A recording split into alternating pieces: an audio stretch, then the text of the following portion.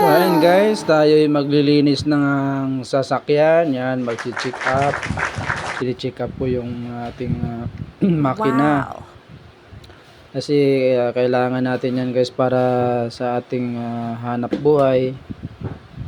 Tapos dyan, ako ay naglilinis. Nililinis ko yung aking yung sasakyan na yan, at kailangan kasi guys laging malinis yan kasi bilang Grab driver kailangan natin linisin ang sasakyan labas at loob.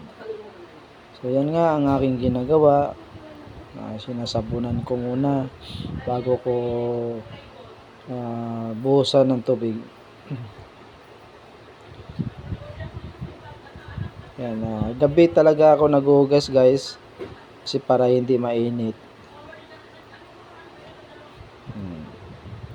Pati gulong yan, pati loob ng sasakyan, nahugasan ko po.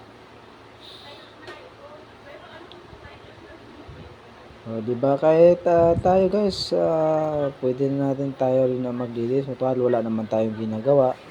So yan sa akin, pag wala akong ginagawa, ako na lang ang naglilinis niyan. Lagi makintab yung sasakyan na yan dahil lagi kong nililinis.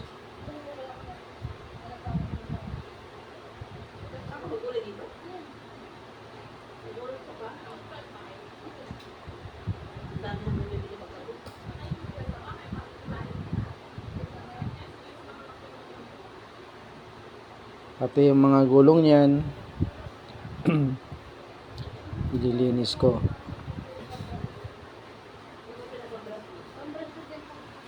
Diyan nga medyo gabi. Maganda rin kasi guys kasi walang hindi, kumbaga hindi mainit.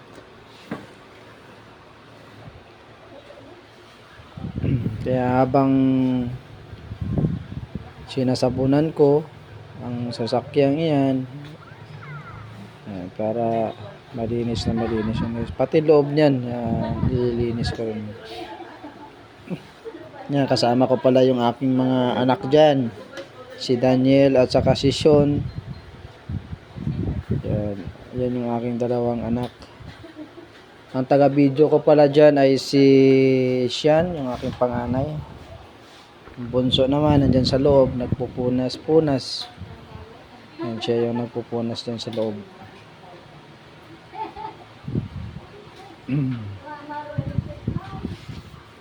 So ganun lang guys ang aking ginagawa.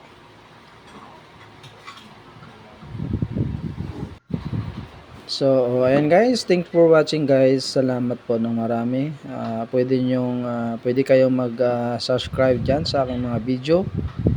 Ayan, pwede rin kayong mag-like and share. Ayan, guys, salamat. Maraming salamat. God bless.